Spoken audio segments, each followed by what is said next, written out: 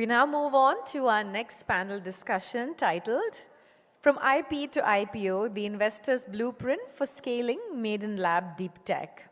I'd like to welcome our panelists to the stage, calling upon Mr. Venugopal Chintada, General Partner at Satguru Catalyzers.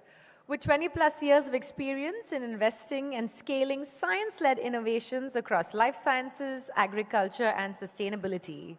He's a chartered accountant with an MBA from the University of Michigan and specializes in strategy, investment, and technology commercialization in emerging markets. Welcome, sir. We have with us Mr. Anil Kumar, founder and CEO of Jodi365.com, an entrepreneur and investor with experience across engineering, consulting, and venture building. An IIT Madras alumnus with advanced degrees from the University of Iowa, Michigan, and Chicago Booth, he brings a unique blend of analytical depth and entrepreneurial insight. Welcome. We also have with us Ms. Vaishali James, co-founder, Sangatna Angel C, a marketing and communication leader with 30 plus years of experience in branding, customer experience, and inclusive ecosystems. In her role, she drives investment and mentorship opportunities for women entrepreneurs. Welcome, Ms. Vaishali. Rounding out the panel is Mr. M.V. Subramanian, partner at July Ventures, with 15 plus years of experience in venture capital, policy, and ecosystem building. He focuses on backing tech-driven startups and has contributed to key innovation and startup policy initiatives in Tamil Nadu. Welcome, sir. Moderating this panel is Ms. Sindhu Hariharan, Chief of Bureau, Business Line. A big round of applause for all of our panelists and our moderator. Sindhu, over to you. Good afternoon, everyone. So, I hope you guys can hear me well. It's fine. Okay, great. So, throughout the day, we've kind of had a discussion on, what is deep tech, how can ventures go from the lab to the business. But I think in this panel, we'd like to kind of specifically focus on a lot of these ventures have interesting IPs. They can change the world. They can solve a lot of problems. But despite, a lot of good that has happened for deep tech over the last few years, people now recognize deep tech as a separate kind of a sector besides the general tech startups. And then we also have investors also looking more keenly at investing deep tech. So beyond all this, there are challenges that still remain. We all know that it's not easy to go directly from the lab to say, go pitch to investors or scale your company. There are some disconnects that the founders find when they try to pitch a venture from the lab for the investment. So there are a lot of these challenges. So in that context, I think more than me, the people we have here are more better to kind of break this down for you and help us solve these questions. So I'd like to start off by just, asking each of you to introduce yourself for just, take a minute or two, sir. Talk about, how you've been in the world of deep tech and, how you look at this transition from IP to IPO. Mr. Subram, IP to IPO, going from an IP to IPO.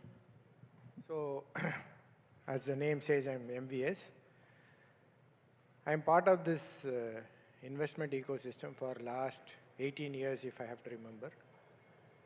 I'm part of this every ecosystem which developed in Chennai and in Tamil Nadu, which is an kind of an investment ecosystem, right from IITM Research Park to other institutions in South, part of Indian Angel Network as an investor, been with native angels to grow last 10 years investment into South, Tier 2, Tier 3 cities. Also seen very few IP-led investments in my investment journey, because earlier this was not the subject at all when we wanted to make IP as a commercial. I visited very deep technology institutions, which is on the doctorate side, where I found even after 25 years, none of their PhDs or IPs got commercialized. To that extent, I have seen what has happened to them, why this has not been commercialized. But moving forward now, today I meet with many professors in IIT. So I see the enthusiasm they bring into the table. Very few, but when we started, it was very less. Now, at least I see some of the professors whose students was worked with them for PhDs. They are now moving towards making it commercialized. This is my observation. I think I've ran my own company being an entrepreneur for 25, 27 years. I sold the company to Japanese. So naturally, my progression was from the startup to VC firm, which is a natural progression I had. So this is what my journey is. Right, sir. Thank you. Vaishali, if you'd like to talk about, what is your role in this entire deep tech ecosystem? What do you do? What do you bring to the table? So Sangatna Angels works exclusively with women entrepreneurs. We are an investment platform, a matchmaking platform, if you will, for women on one side and the investor at the other end. And we bring in a mentorship angle as well, because what we see very often is, even though there are good ideas, to translate those ideas into a commercial project needs a lot more than just investments. So bringing in a mentorship angle and working with these women across different aspects of an organization to help them mold their idea into a commercial venture and then bring it out into the market. That's the role we play as well, besides helping them with early seed funding. Sindhu? Yeah, thank you, Vaishali. Anil, many people may wonder what's the founder of a matchmaking platform doing in a deep tech panel. Maybe you could talk a bit about your venture as well as yourself to kind of set the context. Sure, gladly. Glad to be here. Yes, I think of myself as an unlikely participant at a deep tech summit. People may wonder, yeah, what's a matchmaking platform and services founder doing here? I founded and run Jodi 365. It's a bespoke, personalized matchmaking service for well-educated, accomplished singles and families of repute. It's something that I founded in my mid-30s, 17 years ago. But then a few careers ago, I earned my stripes working on deep tech problem. I graduated from IIT Madras over 3 decades ago, and then my aspiration was to go into a career in research and academia. And I can say that one of my favorite coffee mugs in life has been one that I got from the San Diego Supercomputer Center, because the research problem that my then doctoral thesis advisor and I were working on was one of the 17 grand challenge equations, the Navier-Stokes equations, the Reynolds-Navier-Stokes equations, and related computational models for ship hydrodynamics, marine hydrodynamics, hardcore deep tech.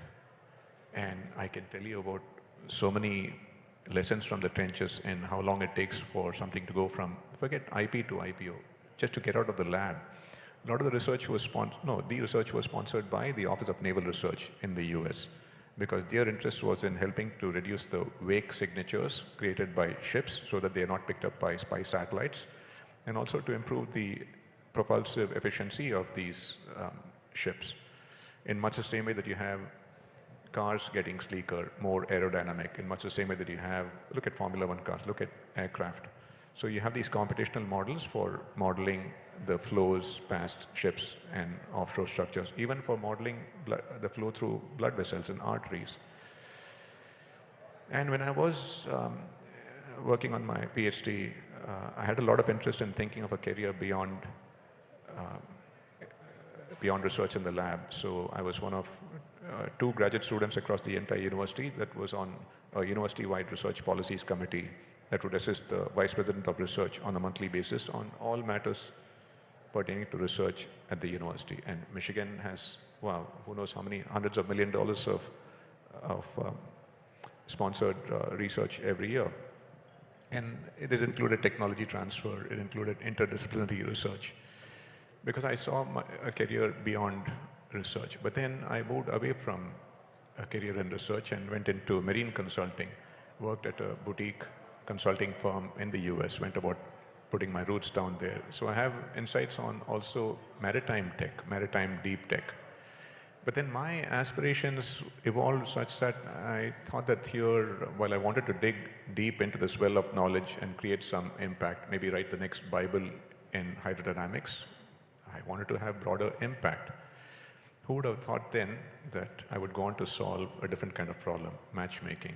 So as we were sharing, discussing backstage, that I may have worked on a PhD, I may have worked on software projects with a combined PhD in scientific computing, I may have worked on engineering projects, but working with people on something as important as finding a life partner has been far more complicated, far more challenging.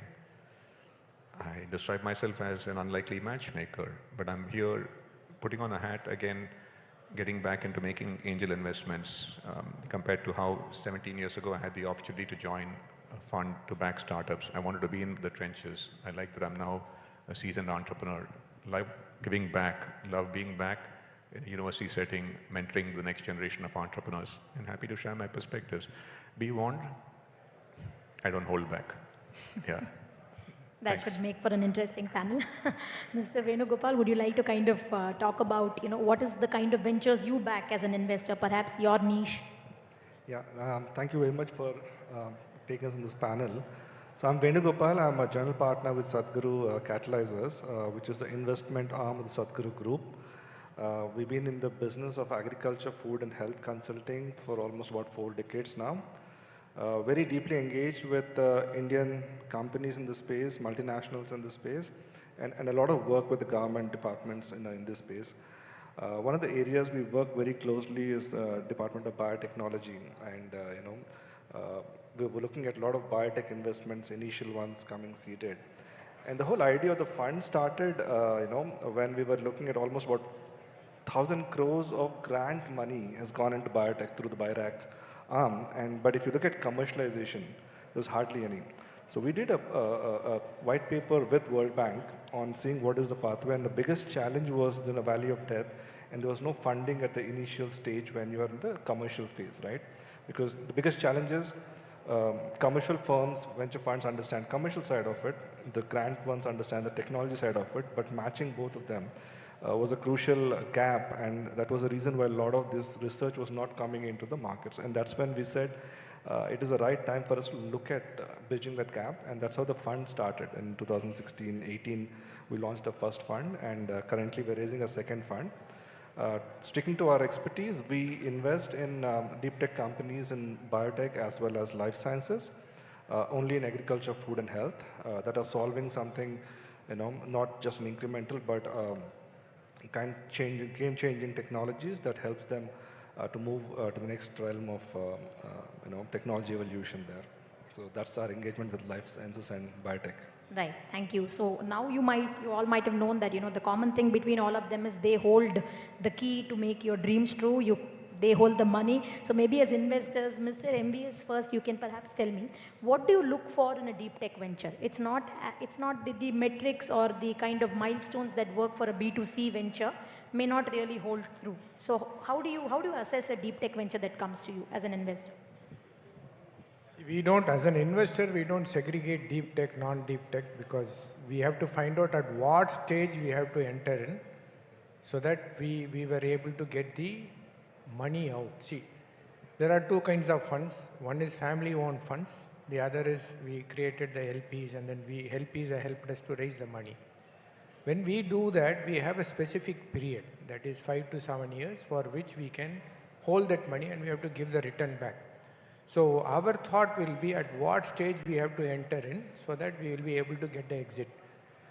For example, if you really look at Agni-Cool today, should we enter it today or should we enter it later? It's a question which we have to look at all the time.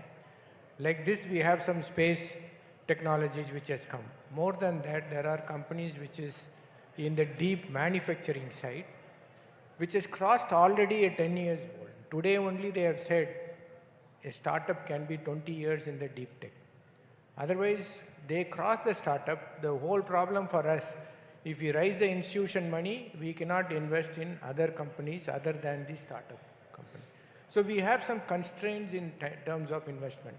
If I have to answer very clearly, when they become commercially viable and somebody has paid for them and they wanted to scale from them to commercial engagement openly, then it becomes viable for us to see that startup.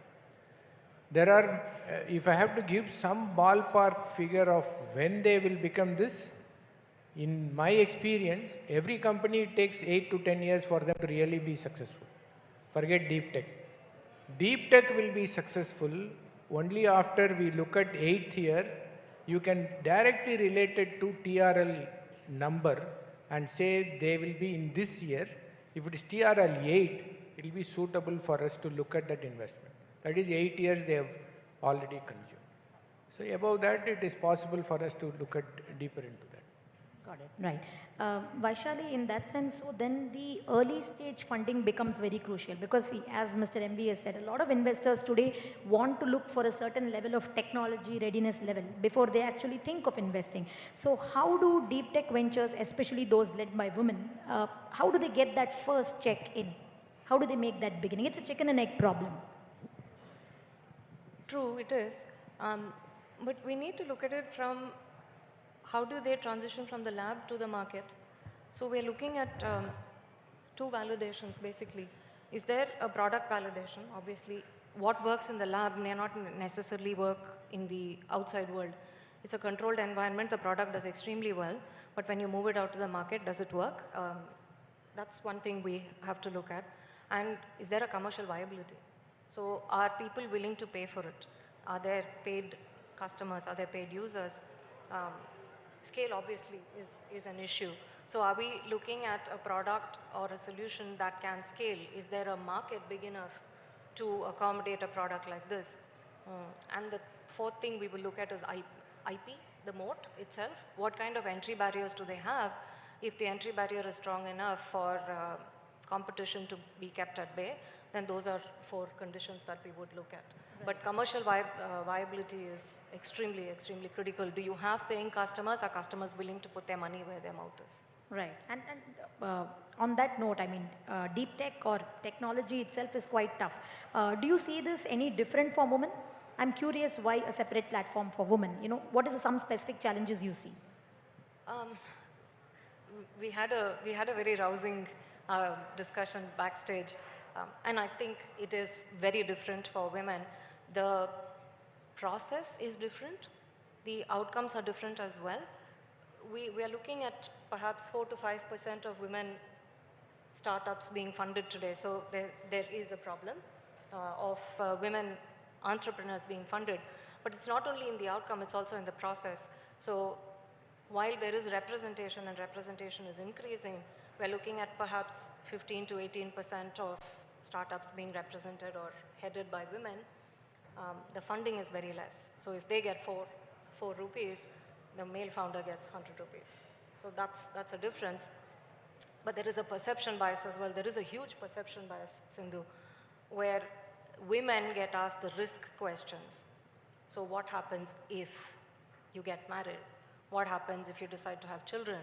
What happens if you have to do, you know, if you and your husband, both of you are in business, one of you has to give up the job. The question is not even asked, are you going to give it up? It's just assumed that the woman's going to give it up. So I think there is a perception bias as well. And if you look at the startup space and the startup funding space and you look at it like perhaps a marathon, hey, let's be clear, the challenges are pretty much the same, but the friction for women entrepreneurs is far higher than it is for the male entrepreneur. Right. We'll perhaps come back to that. Anil, I'd just like to understand now as an angel investor, wearing your investor hat also, how do you try to back founders? Do you see, is it based on the founder, his or her pedigree? How do you decide whom to kind of back, especially in the deep tech space? Yeah, glad to answer. As tempted as I am to piggyback on Vaishali's response. Vaishali, when you have female entrepreneurs especially come before you and say that I so want to pursue this dream, but there's this pressure from family on marriage and family, send them to me. I'd have a very supportive discussion to them. Jodi 365, find the right partner at your own pace. I was wary of being rude because in the morning sessions I was texting parents of a 30-year-old woman who I had a very good conversation with. She wants to spend the next year exploring a master's in law, whereas the parents based overseas can't wait to get her quote-unquote settled. And as an English-first reformed Chennai boy, my message to them was, right? Let her be, let her take her time. There's someone for everyone at the right pace, at the right time. What is the question again? So here, and I like that I'm able to wear two hats over here. Someone who's been in the trenches for the last 17 years. The part that I didn't include in my opening remarks is that I also got an MBA in my mid-30s because I wanted to pivot away from marine consulting, from a computational hydrodynamics specialist, even go beyond the narrow specific industry that I was in. I'm not ashamed to say that I was not that excited about staying in that very narrow domain, as much as people might think about, oh, what contributions I can make to nation building today, with so much more importance being given to the maritime sector, not just in India, but worldwide. I'm glad that I've had very patient investors. I bootstrapped for the longest time, and I would tell entrepreneurs today, depending on the kind of business that you're in, if you can drag things out, raising institutional money, delay it as much as you can, because there's nothing quite like customer revenue. That's the best form of funding. This is something shared in the morning as well. I felt like echoing it from out there. So I have the advantage of not having to answer to LPs, having to return a fund in 10 years. So if you can find patient capital, nothing like it. But then, see, understand that there are a lot more challenges in deep tech. It takes so much time. So the other hat that I have is that I want to bring some perspectives on is my making the transition from being a researcher to a founder. That's a big leap. Going through a PhD, you don't think about the commercial aspects of it. And I'm grateful for my education in my own journey as an entrepreneur to think about how to commercialize innovation. And that's the perspective that I like to draw on most. So to keep it focused, you said, what do I look for? I would back the founder more than anything else, whether they have the smarts, because it's a cliched thing. You can have a huge market, you can have an A idea, but if you back a B entrepreneur, it's going to go down the toilet.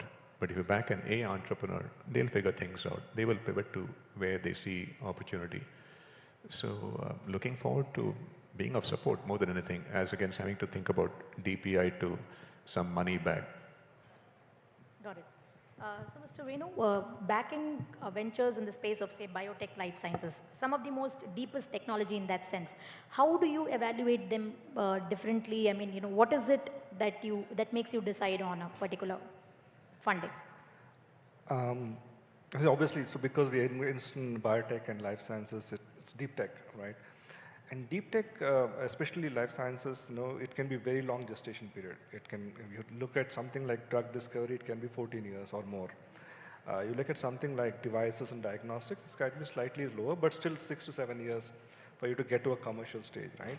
So for us, what is happening in this space is that, the globe is becoming smaller. Therefore, any technology that you're going to back has to have global relevance today. It has to be contemporary. And with advent of AI coming into discovery space, well, things are getting a lot more competitive. So for us, one, the technology has to be solving something which is not marginal, but something which is, game changing. That's number one. Number two, it has to be contemporary. You're not really solving, yesterday's problem or today's problem. It has to be something solving for the future. And of course, founders are a key portion. We need to understand the strengths of the founders, whether the founder can be a CEO or not CEO.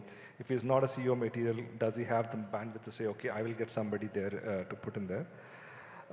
But again, in this space, what happens, we are not necessarily, we're a PE-registered fund, 8-year life.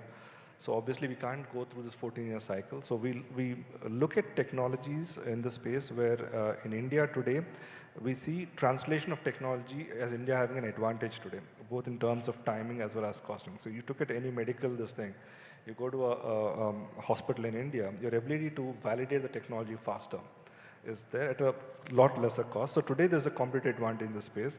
So we're looking at, market-ready kind of technologies which are just getting into the market station, going through registration. which are a typical 5-year journey. But there will be few early stage investments where the technology is very robust, a strong patent protection, and they're doing something earth-shattering. But we look at a milestone and then say, okay, we reach this milestone and we get out, right? So for us, absolutely technology becomes very important, and of course the entrepreneur. Right. Taking away from that, sir, I mean, in your experience, Mr. MBS, in your experience of backing so many entrepreneurs, what would you suggest when an entrepreneur is coming from a lab? He's coming with a good IP. Should he perhaps go, do a course on business entrepreneurship? Or how does he actually get better at making the transition to a founder of a business enterprise? So, my experience again, if he is a pure researcher, backed by his professors and the team, I think he has to find somebody who understands commercial and business. There should be a co-founder. I have seen researchers, and I went and spoke to the institution, which I said 25 years they have not come out with any commercial. They have actually cracked a physics problem as well as a mathematics problem. They made a simulation 30 times faster than anything in the world. It is a very good innovation. When I kept talking to them, they wanted to be only either in the Boeing or in the Airbus. They do not want to give the product to anywhere. But that is not possible immediately because nobody is going to replace that Russian environment for them to test this. So the issue is with researchers is they want to solve bigger problems. They are not looking for making any commercial money, and then they cannot even think they will make a commercial. So it is better that they find a kind of a co-founder who has an business acumen as well as he have some financial knowledge and be the part of them, one or two being the part of them. That will make that whole commercial thing interesting. Personally, I've seen some of the people who have done research. See, for example, one of the IP they crack, the use cases can be many from the same IP. There can be many companies can come from the same IP, but the founders can be very, very different. So we have to find out which can be the use case that founder has picked up and it can be scaled. So it is, in my view, it is better that instead of the researcher alone doing that, getting a co-founder will help them to scale. Understood. Vaishali, in that sense, what are some of the areas where you have to mentor these founders to kind of go out into the world and seek funding? I mean, do you also match perhaps a founder to a co-founder who may have complementary skills in that sense? Yeah, I completely agree with what Mr. MBS is saying, especially if you're looking at a researcher and you're looking at a researcher then suddenly becoming a founder. They know their research extremely well, but there are aspects of the organization that they don't understand, and they need a team to backstop them on that. It could be commercials, it could be marketing, it could be go-to-market, anything, but they need to be backstopped on that. That's one aspect. The other aspect that I think a lot of them need help in is clarity in articulation. Research is very scientific. There are a lot of terminologies and things like that that are used, plenty of jargons. And in 30 seconds, if you're not able to simplify the problem that you're trying to solve and the solution, your conversation is over. You'll very rarely get a second chance if you're not able to, in that first 30 odd seconds, explain what you're doing and clearly and simply. And researchers have that issue. Because in their mind, they know what they're talking about because they've done the research and all of that. But then if they're looking to talk to somebody on the other side who need not necessarily be a researcher, it could become a problem. So these are two very, very critical things that we help or ask or mentor these startups who come out from a research angle, that it's not just you need that team to back you up, which is outside of the core product, and then the clarity in the narrative as well, extremely critical. For example, you tell me how many researchers are sitting with deep tech startup here. You will not find them here. These researcher does not come into this ecosystem at all. So that is the issue which we also face when we want to find an investment. We don't find that company there. That's a point well made. So Anil, I mean, as someone who made the transition also, can you talk about some of the, say, blind spots as such, where a researcher, when trying to make the transition to a business founder, perhaps, misses out? How much time do we have? And I can build on what Vaishali shared. See, I was that person. I was that person who was happy with just doing the research, not thinking about the real world impact of things. All right, this is something that ultimately would be used by the US Navy. And it takes a long time to even go from the lab to something that is usable in the agencies. And I learned my lessons from the time that I went into industry working at this consulting firm, and I had to put up with the remarks from some of my experienced engineer principles, which is be careful when you take something to a PhD, he'd make a research project out of it. As an investor, you'd have to be really careful finding this balance between someone knowing their craft, someone being really good at the technical end of things, but realizing that to commercialize something, you got to move quickly, not make a research project out of it. It's almost as if whenever I would have to come up with a scope and budget on a project, they'd say, okay, it's come, this PhD associate has put it together, multiplied by pi, 3x. Takes that much longer, takes that much more money. So mentoring helps a lot. Have people think early on. And where even those who are in research can think early on is when they get to the point where they are getting groomed to bring money and bring grants, and so they're having to sell stuff. So get real, grow up quickly. It's a tough thing. It's a tough thing to, and it's difficult to find that combination in one single person. So going back to find somebody with complementary skill sets, yeah, very, very important. And the other part is, even, and I'm encouraged that here SRM is putting something together. I respect the institution. They have so many different colleges, different schools within the university. If there were more intermingling of minds, and I give credit to the University of Chicago, especially for the Polsky Center of Entrepreneurship there, which felt like a second home for me when I was finishing up my MBA at Chicago. They leveraged the different strengths of the school and to broaden the Polsky Center's mission to make it university-wide. And they are even collaborating with the Deep Tech Alliance in India. So get smart people together, help them understand the languages that the business world speaks. Because my experience is that professors, they can just get lost in papers and publishing and grants, as in, look, how is the world going to be affected by what you do? What has not come out, what not many people may appreciate that even in the lab, even the research, you have applied research, which is more relevant to the outside world versus basic research. Mine still was applied research, engineering research. Basic research needs to be funded too. And basic research, think about quickly how you can mentor people to think about commercial, real-world applications of the business. So please invest as much as you can in mentoring people to think about commercializing innovation. And I'm grateful for my mentors at B School for that. Right, got it. In that context, Mr. Venu, do you see people who come to you in the biotech space, they tend to be a little more seniors, or or do you also see a lot of these college kids kind of want to do something in the biotech and life sciences space? What's been your experience and the kind of talent out there today? The ones who come to us, obviously they are looking at a Series A, so obviously they are more seasoned, researchers who come in there. Not had to deal with a lot of college out. We don't do IT and other things where they're more.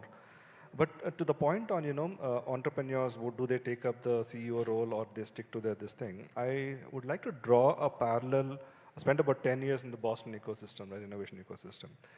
So it's a lot more evolved ecosystem. You have mentors and everybody. But even there, I think one fundamental element is if you're a first-time entrepreneur or first-time researcher who's coming into starting up your own venture,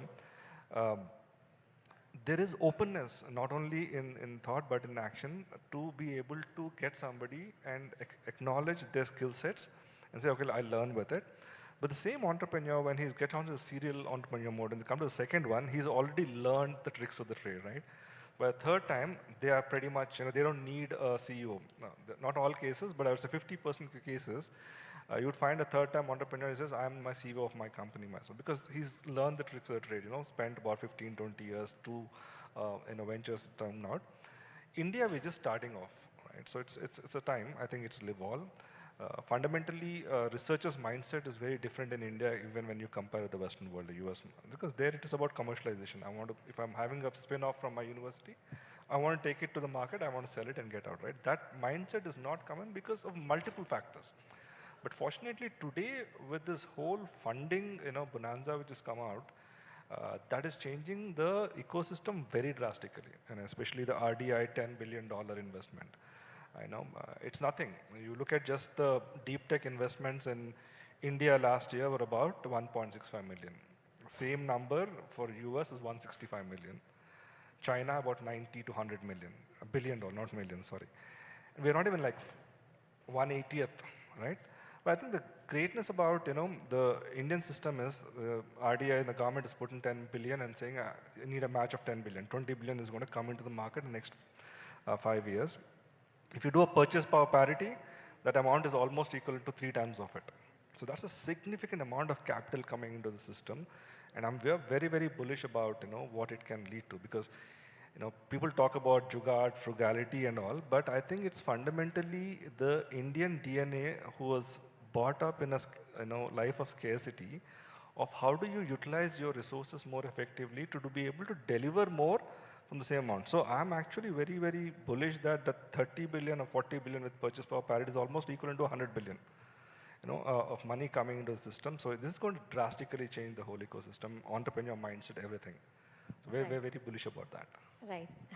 So, Mr. MBS, in that sense, how do you see Tamil Nadu's ecosystem? I mean, we do have some of these universities. In fact, I think we have the maximum number of university incubators, but in terms of numbers and quantity. But is that translating to kind of quality on ground? And how do you see the state's deep tech ecosystem? Honestly, 1 or 2% of the incubation centers are effective. We have more than 100 incubation centers in Tamil Nadu. But it is, I find it very difficult to absorb. When I go there, still they'll be talking about aggregating some e-commerce portal and all that. No, more than that, the professors and lecturers who are there supporting this ecosystem, they are not completely informed. They don't show the interest, basically because they don't get benefit for showing the interest. Everybody work towards that NAC score, something which is there. Right. Every system works there to make sure that that score is there, so that they are able to get students for the next year. It is institution like SRM, VIT, IIT. IIT led it, but I think SRM can shorten this time of how IIT developed. They can shorten it and then make it bigger. VIT has led it. And some of the institution in the south also leads it, but very, very unfortunately, they win prizes, even in the national level, state level and national level. But none of them solution which they have offered, I am able to see as a commercial, but they have won prizes across. I only get, sir, this has won the prize, but he does not even ask me, can you take this to a next funding? And with that, it stops. So this is a kind of, but one thing which is not happened, which will actually previous speakers were talking about, is the industry's participation into it. Then it pushes the whole to the next level.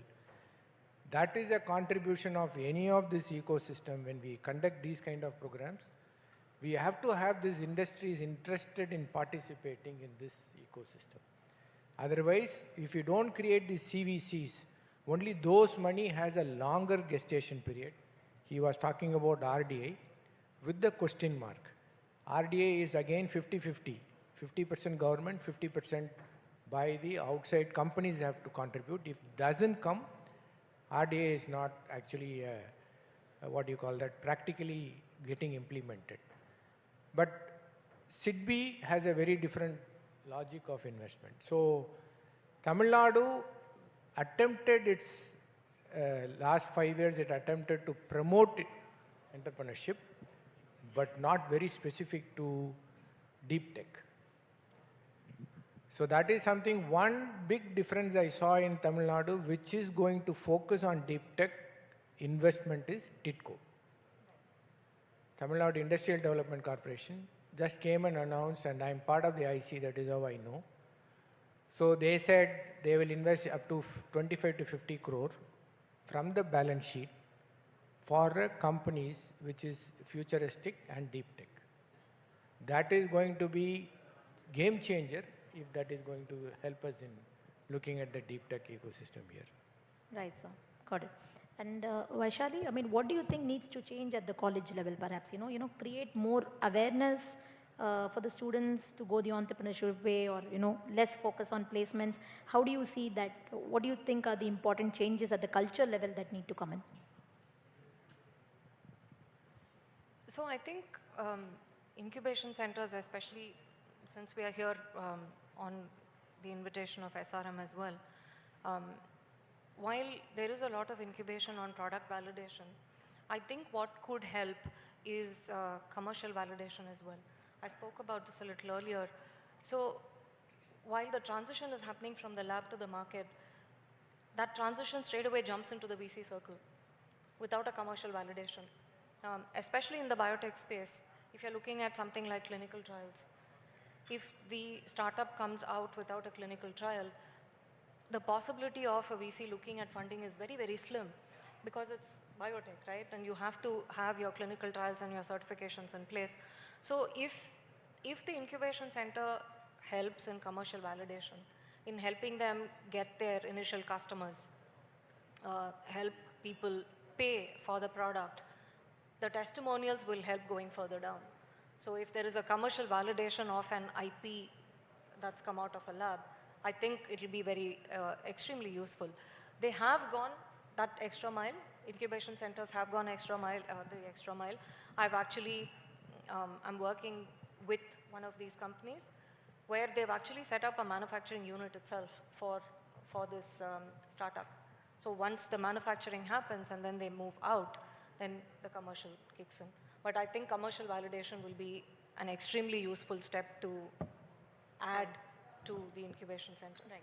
Because since you have asked the question little differently, I have to, it is not about students. You tell me how many professors can identify themselves with the project, right? In IIT, student doesn't chase me. Junjunwala chased us for investment through Indigenization network. I have 2 more, 3 more professors who chases us for looking at their startup. That professor and lecturer involvement will help to identify a right startup. So that is the difference which we have to make in deep tech. Got it, sir. Right. Sindhu, may I add to what Vaishali shared? Even beyond, even apart from incubation centers, because how many students as they enter a college program, whether it's in engineering or the sciences or anything else, economics, liberal arts, think about, oh, okay, maybe I could do something that might become a business, right? No matter what they're doing, I would encourage programs, colleges, universities to encourage more internships, and especially experiential learning, to think beyond the classroom. Please do away with rote learning. Think about what uses your education. Go out and make some real world impact. So get them groomed early on in getting their toes wet in the real world. Go join a company. And I can tell you, I may have earned 4 degrees in life, but I'm most proud of the B's and C's and D's that I've earned. Yeah, not caring about the grades, but am I learning? That's what I wanted to add. Right. So I think in the interest of time, I'm going to start asking you guys for your closing thoughts. So Mr. Venu, perhaps we can start with you this time. So much focus on Make in India, so much focus, and there's a lot of mind space and talk of deep tech. But do you really think we are at a stage where there will be a global deep tech company from India? And what is needed? I think the short answer is yes, but today, no. Right? So I think we have all the right ingredients today. We are the largest consumer market in the world today. You look at deep tech addressing challenges of humans. That's where I think most of the technology is being focused on. And today I would say the factors like funding, while you might still say there's ifs and buts there, but the intent is very clear, the policies are very clear. There are few areas where India has a competitive advantage where we can make the buck faster compared to other areas. But that journey has begun. So would you have a drug discovery happening out of India in 15 years? Yes, definitely. Next 5 years? No. Do we have Make in India for the World products coming out of India? Yes. In fact, a couple of them in our own portfolio where we're looking at in the next 3 years, we're going to have an agri-input product that will just be a global product. With 50 patents globally today, they're in the process of registrations, right? So global Make in India for the World is happening, will happen. Pharma side is still a little longer distance, but it's just the beginning of the curve, and we would do it faster than most of the other economies because the learning curve is going to be faster for India, and also it's a phase of transition in terms of technology adoption, right? AI integration into a lot of things that we're doing. So the short answer is yes. And Anil, what's your thoughts, closing thoughts on where India is currently, and how do you see India giving rise to a global deep tech company? I know my limits. I have to be careful about how intelligent an answer I can give to that, because reality is that for the past decade and a half, I have been in the trenches as a business owner and operator myself. May not have had enough bandwidth to think about beyond my day-to-day, week-to-week, month-to-month worries.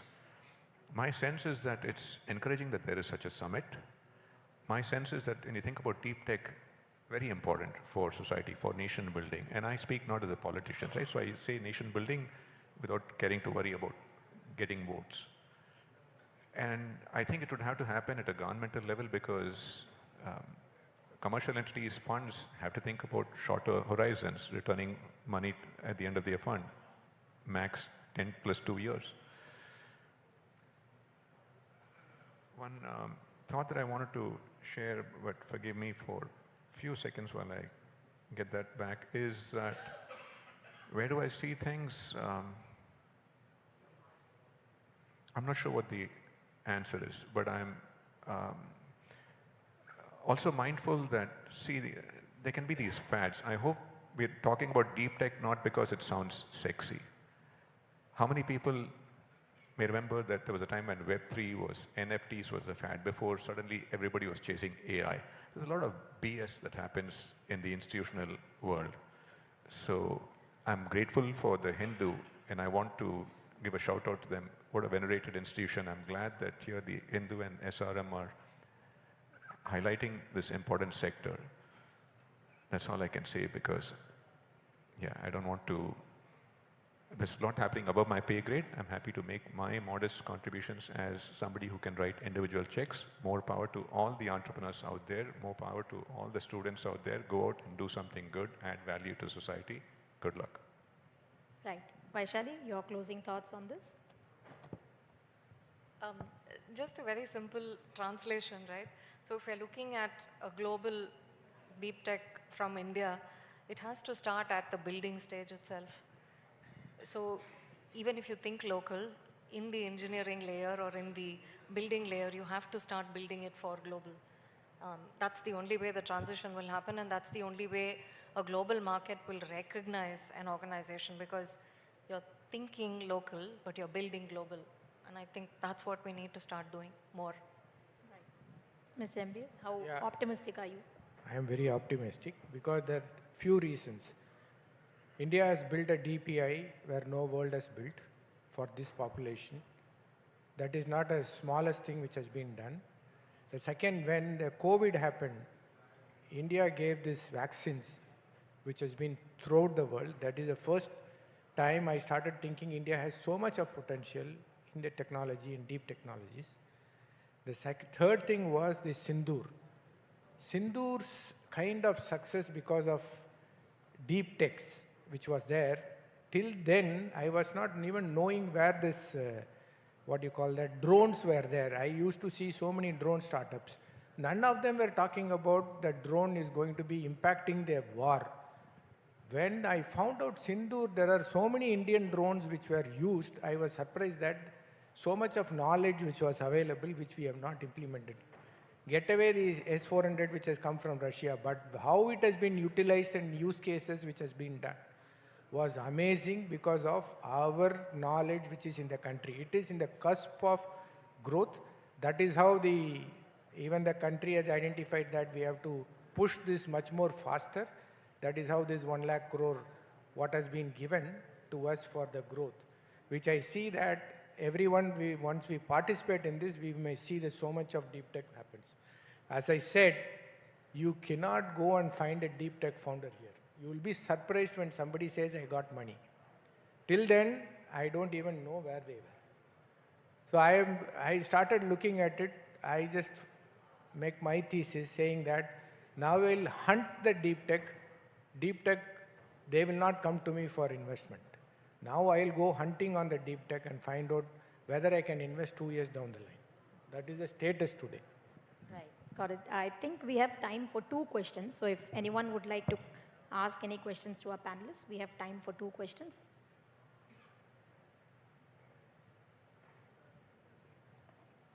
Anyone? Yeah. Can we get the mic to him?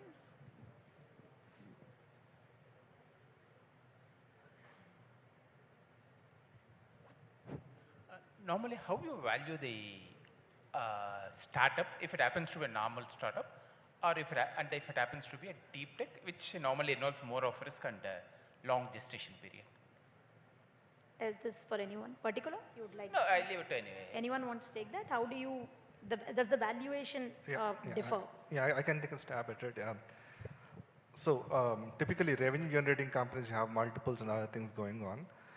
The methodology is not very different when you also value a non-revenue generating company. What you do is you do a projection with respect to with probabilities, right? You know, if I hit a certain milestone, if I crack something here, where do I land? And it's a discounted cash flow which comes into the picture. It's not the process, but it's the inputs that go into it. It's a deep discounting goes into it because it's a binary risk, right? Either is a positive or a negative. So therefore, those are factored into the valuation models, and you take a projective model saying, okay, 15 years I will get here. If I will generate so much of revenue, and then it gets discounted multifold compared to a revenue generating. Because in revenue generating, you have a certain predictability with respect to revenue generation.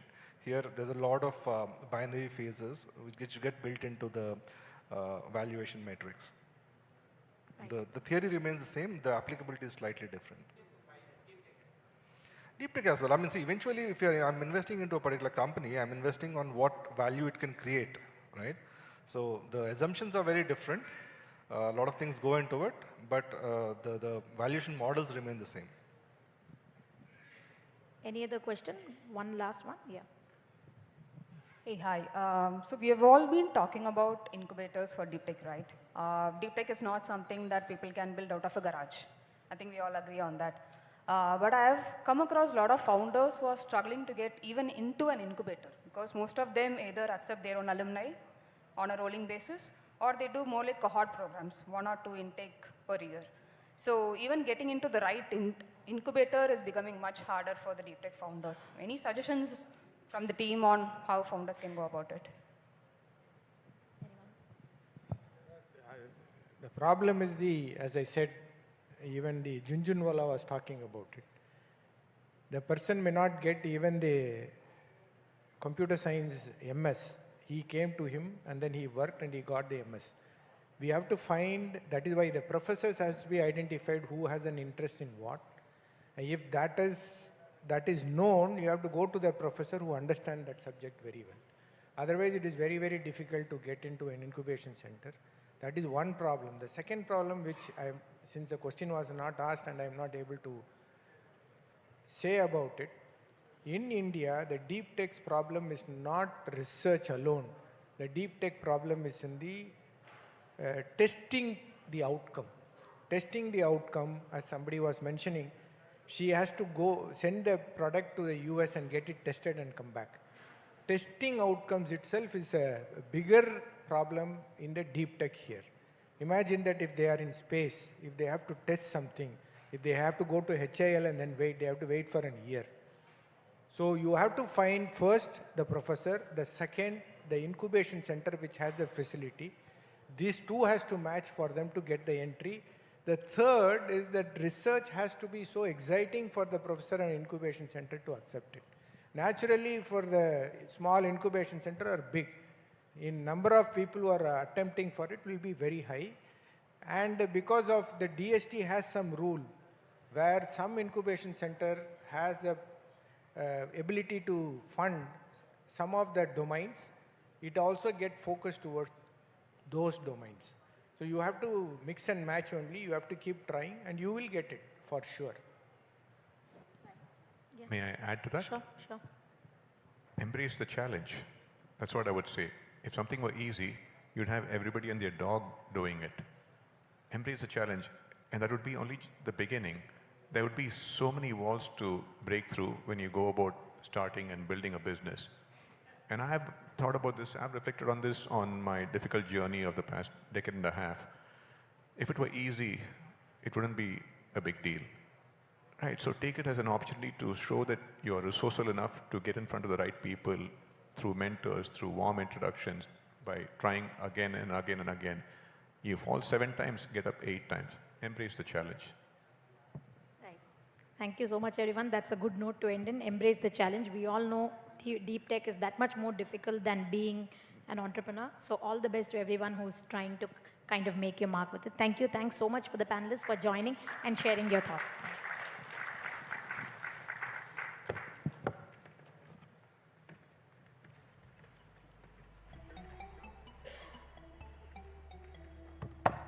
Thank you so much to the entire panel, and thank you, Sindhu. Let's take a group picture before we move on to the next session. No, please, that's fine. I think I've had too much of stage time, so all of you together, yeah.